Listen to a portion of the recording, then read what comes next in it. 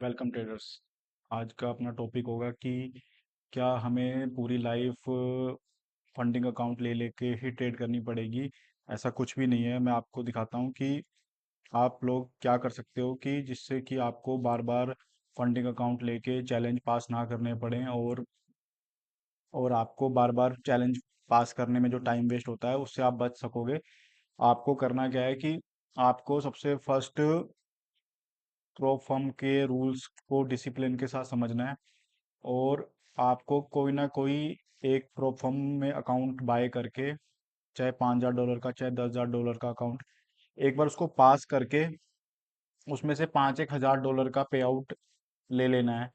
उसके बाद आप उस $5,000 के पे आउट से आप रियल अमाउंट को एक्सनेस या किसी और ट्रेडिंग ब्रोकर में डाल के आप रियल मनी से ट्रेड कर सकते हैं। बट आपको करना क्या है, जैसे अब ये देखो कि ट्रेडिंग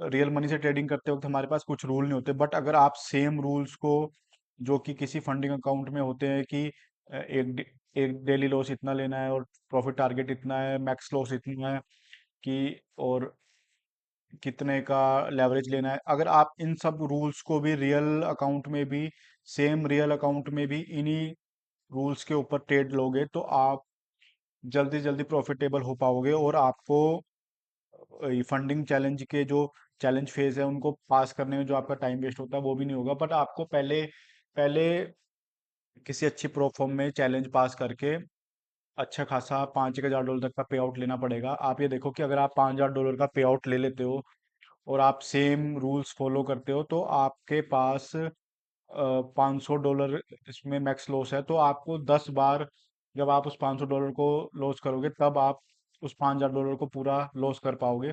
पर अगर आप अपने रूल्स पे स्टिक रहोगे और अपने पास एक प्रॉफिटेबल स्ट्रेटजी होगी और अगर आपने किसी भी फंडिंग प्रोग्राम से $5,000 तक का पे आउट ले लिया, फिर आप वही रूल्स रियल मनी वाले ट्रेडिंग अकाउंट में रख के आप अपने लाइफ में जल्दी से जल्दी ग्रो कर सकते हो। क्योंकि फिर हमें बार बार ये ट्रेडिंग फंडिंग अकाउंट पास करने का टेंशन नहीं रहेगी। और आप ये देखो कि काफ़ी ट्रेडर्स ऐसे ही करते हैं कि वो एक बार या 2 बार या 3 बार अच्छे खासे पे आउट लेने के बाद उसके बाद ट्रेडिंग फंडिंग चैलेंज नहीं लेते हैं। वो फिर रियल मनी से ही अपने रूल्स को स्टिक होकर उस पे पर ही ट्रेडिंग करते हैं। तो हर एक ट्रेडर को ऐसे ही करना चाहिए जो कि प्रॉफिटेबल हो गया। जब आपको लगता है कि आपकी अमाउंट कम हो रही है रियल वाली, तो आपको दोबारा से कोई ना कोई फंडिंग चैलेंज लेके फिर आपको ट्रेड करना चाहिए। मैं आपको दिखाता हूँ कि आप ये देखो कि लीडर बोर्ड पे लोग ये जो 10 ट्रेडर्स होते हैं, मोहम्मद देखो $130, एक सौ 5,196 डॉलर। आप ये देखो 5,096 डॉलर, इन्होंने $1 लाख का अकाउंट लिया हुआ है और इसको सिर्फ 11 एक्टिवेट डेज हुए हैं और उसके बीच में इन्होंने $5,000 बना लिए, मतलब $5,000 हो गए 4.5 लाख के आसपास।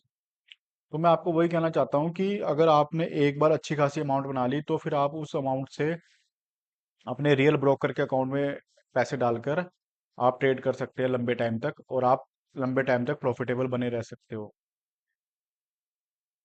और आप मेरा चैनल देखो कि आपको अगर आपके मन में कोई भी क्वेश्चन है, कुछ भी बात है, तो मेरे यहाँ पर आप इंस्टाग्राम का और टेलीग्राम का लिंक है, आप मुझसे मैसेज में या कमेंट में कुछ भी पूछ सकते हो। मैं हर एक की बात का जवाब देता हूँ। बाकी आप मेरे चैनल को सब्सक्राइब कीजिए। Thank you.